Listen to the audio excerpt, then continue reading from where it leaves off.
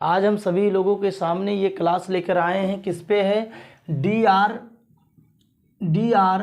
कारपेकर कापरेकर जी पर, D R Kaprekar जी पर हम ये क्लास लेकर आए हैं आज।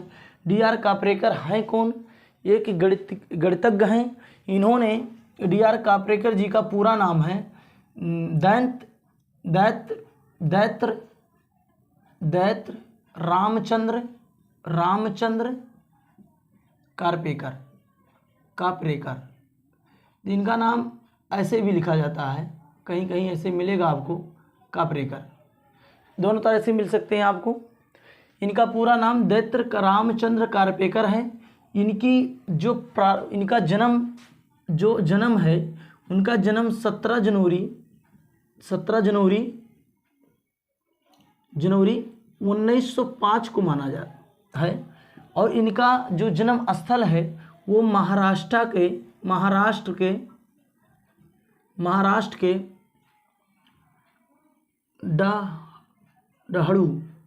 डाहड़ू नामक स्थान पर इनका जन्म हुआ है। ये नासिक में एक अध्यापक थे। क्या थे? अध्यापक थे। नासिक के एक स्कूल में इन्होंने अध्यापक थे और वहाँ पे वो लोग शिक्षा पढ़ाते थे और वहीं पे अपना शोध विचार भी करते रहते थे। नासिक में अध्यापक थे। इनकी जो प्रारंभिक शिक्षा थी, प्रारंभिक जो इनकी शिक्षा थी, वो उन्होंने प्रारंभिक शिक्षा अपना थाने और पुणे से प्राप्त किया था। थाने और पुणे, ये 2 स्थानों से उन्होंने अपनी प्रारंभिक शिक्षा प्राप्त की थी। कहाँ से? थाने और पुणे से। थाने और पुणे से उन्होंने अपनी प्रारंभिक शिक्षा प्राप्त की थी और स्नातक की शिक्षा उन्होंने महाराष्ट्र विश्वविद्यालय से किया था। मुंबई विश्वविद्यालय से किया था उन्होंने। यानी मुंबई जो स्नातक की डिग्री जी थी उनकी, स्नातक की डिग्री जो थी उनकी, वो मुंबई विश्वविद्यालय से उन्होंने किया था। विश्वविद्यालय से उन्होंने ये शिक्षा ग्रहण की थी, मुंबई विश्वविद्यालय से। दूसरी चीज़, स्नातकोत्तर में उनकी कोई डिग्री नहीं थी। स्नातकोत्तर में उनकी कोई डिग्री नहीं थी, मैंने उन्होंने स्नातकोत्तर की पढ़ाई किसी भी सब्जेक्ट से नहीं की।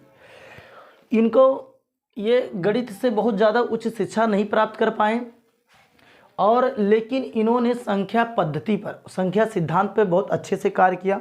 उन्होंने संख्या सिद्धांत पे काम किया। संख्या सिद्धांत पर कह दीजिए, चाहे हाँ सिद्धांत कर दीजिए। संख्या सिद्धांत पर उन्होंने क्या किया? काम किया।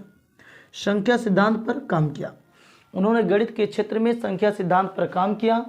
और जब गणित का सम्मेलन होता था तो गणित के सम्मेलन में ये, जब भी गणित का सम्मेलन आयोजित किया जाता था तो उस गणितीय सम्मेलन में ये स्वयं अपने पैसे से जाकर पहुंचकर और संख्याओं के बारे में ये अपना व्याख्यान करते थे।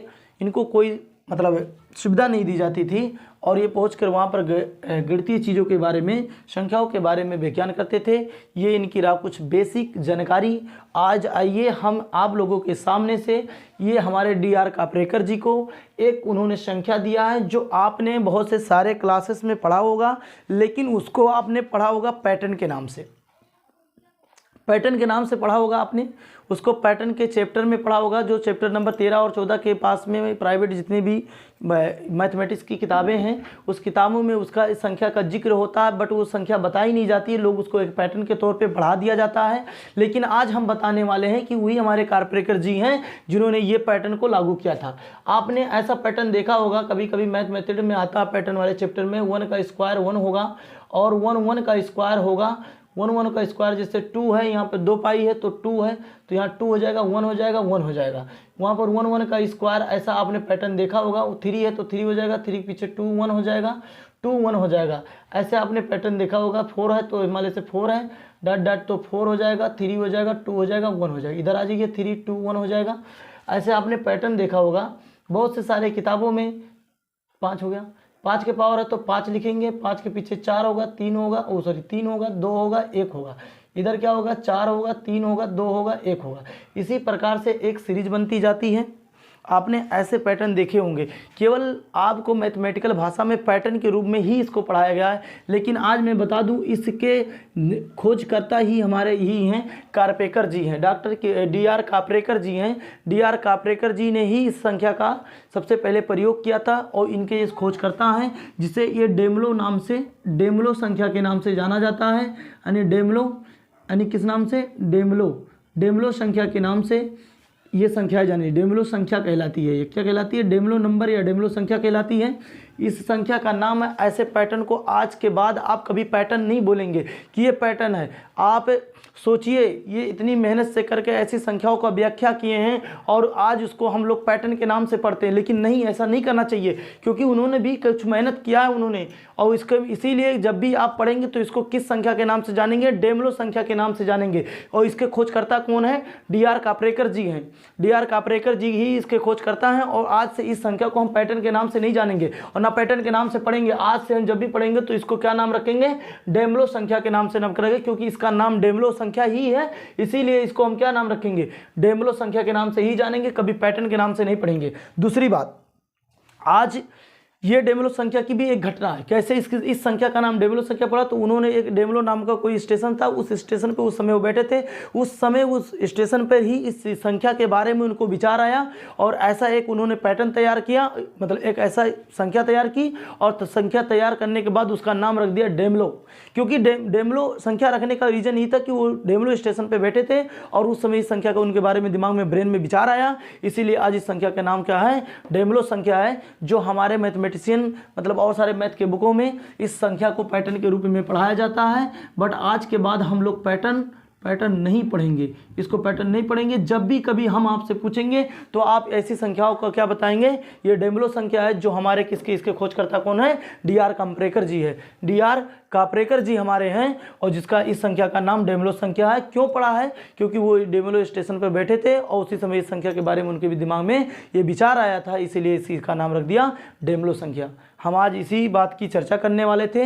आपने बहुत सारी चीज़ों को सुना होगा, DR काप्रेकर जी के बारे में सुना होगा कि उनका नाम, पूरा नाम उनका है दैत्य रामचंद्र काप्रेकर नाम है। 2 तरीके से लिखा जाता है, कहीं कहीं ऐसे भी मिलेगा, कहीं कहीं आपको ऐसे मिलेगा। उनका जन्म सन 17 जनवरी 1905 ईस्वी में हुआ था। वो महाराष्ट्र के डाहुडू नामक स्थान से निवास करते थे। नासिक में वो एक अध्यापक थे और प्रारंभिक शिक्षा उनके थाने और पुणे से हुई। स्नातक की शिक्षा उन्होंने मुंबई विश्वविद्यालय से प्राप्त किया और स्नातकोत्तर में उन्होंने कोई शिक्षा प्राप्त नहीं की और उन्होंने संख्या सिद्धांत पे बहुत अच्छे से कार्य किया। इनके और भी सारे वैसे हैं, जैसे मैं बता देता हूँ आपको इसी लेक्चर में, आगे वाले लेक्चर में आपको संदेह, जैसे डेमलो संख्या बता दी गई। उनका एक हर्षद संख्या है उनकी, जिसे आनंदमय संख्या भी कहा जाता है। इनको क्या कहा जाता है, आनंदमय संख्या भी कहा जाता है।